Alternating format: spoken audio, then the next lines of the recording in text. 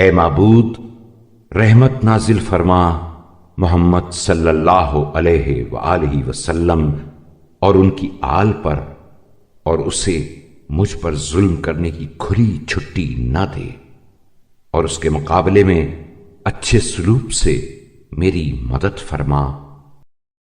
اور اس کے برے کاموں جیسے کاموں سے مجھے محفوظ رکھ، اور اس کی حالت ایسی حالت نہ ہونے دے۔ اے اللہ، محمد صلی اللہ علیہ وآلہ وسلم اور ان کی آل پر رحمت نازل فرما، اور اس کے مقابلے میں ایسی بر وقت مدد فرما جو میرے غصے کو ٹھنڈا کر دے اور میرے غیظ و غضب کا بدلہ چکائے۔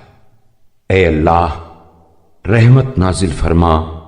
محمد صلی اللہ علیہ وآلہ وسلم اور ان کی آل پر، اور اس کے ظلم و ستم کے عوض اپنی معافی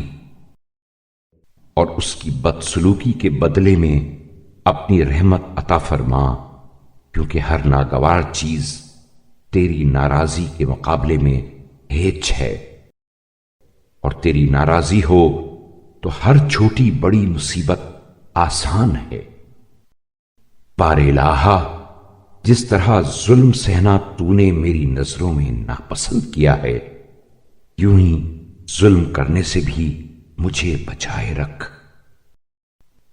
اے اللہ،